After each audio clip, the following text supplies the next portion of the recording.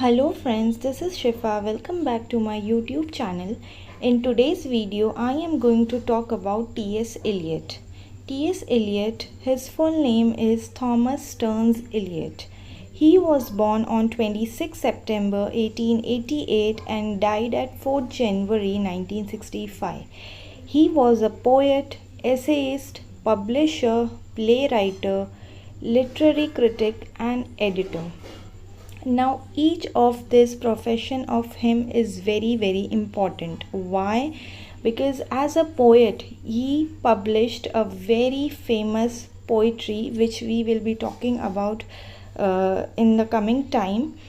He wrote many of the essays and he was a commendable literary critic. He gives us literary criticisms like in one of his work he wrote Tradition and Individual Talent. He has written about objective correlativity, impersonal theory. He has talked about metaphysical poets.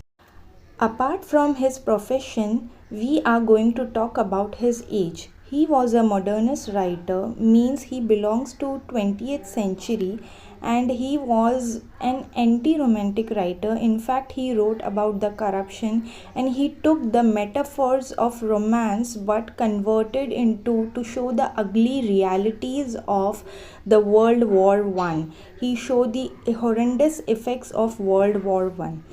Apart from it, he has also won Nobel Prize in English Literature in the year 1948. T.S. Eliot, as a poet, he has written n number of poems, out of which Wasteland is the most important poem. Why? Because Wasteland consists of different poetic forms and transitions. It is very complex in its structure. It has themes, different intertextualized text and many references of many other people. For example, there is mentioning of Shakespeare, there is mentioning of Bhagavad Gita. Yes, T.S. Eliot has also taken reference of Bhagavad Gita. Why? Because he studied Indian language and culture. So the reflection of his education about Indian philosophy is reflected in Wasteland, and Wasteland represents the disastrous effects of World War I. Apart from it, T.S. Eliot is also influenced by the metaphysical poets and he has used their technique. For example, he has taken romantic metaphor and used it to portray the ugly realities of that particular time period. The first line of The Wasteland portrays this particular truth. His other poems, which are also important, are The Hollow Men Preludes, The Love Song of J. Alfred Prufrock, Journey of Maggie, Ash Wednesday, and Four Quartets.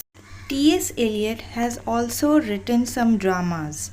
In year 1934, he wrote The Rock, Murder in the Cathedral in the year 1935, The Family Reunion in the year 1939, The Cocktail Party 1950, Confidential Clerk 1954, and The Elder Statesman 1959.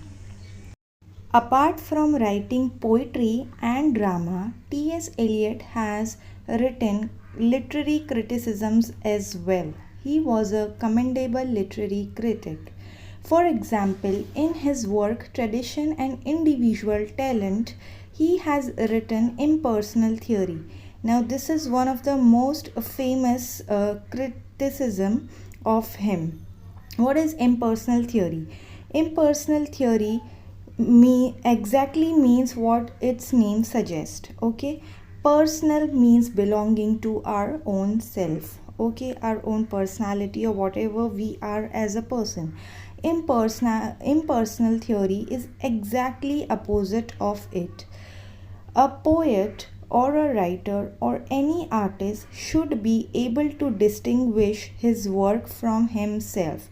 His personality shouldn't be always reflecting on his work, neither his personality nor his emotions. Okay, he should be able to distinguish his work from his own self, from his own personality. Then comes the another literary criticism of him in his work Hamlet and his problem, objective correlative. Now this is directly or indirectly related to impersonal theory. How? He says that in objective correlative, what he has tried to make us understand is by taking the example of Shakespeare. He says that we should be able to evoke certain emotions by using certain words or certain objects or anything. For example, in drama or in any Bollywood movie, if the situation is very romantic, the objects or the image created behind any hero or heroine is also very romantic. If you have seen the Bollywood songs, they are shoot at a very romantic or aesthetic good looking places. Similarly, if there is grief or sadness, we the cinema want to portray, what they will use lightning, heavy rainfall. So these are the tricks or objects, or you can say props used for evoking certain emotions. So objective correlative, he has talked about it and he has also taken example of Shakespeare.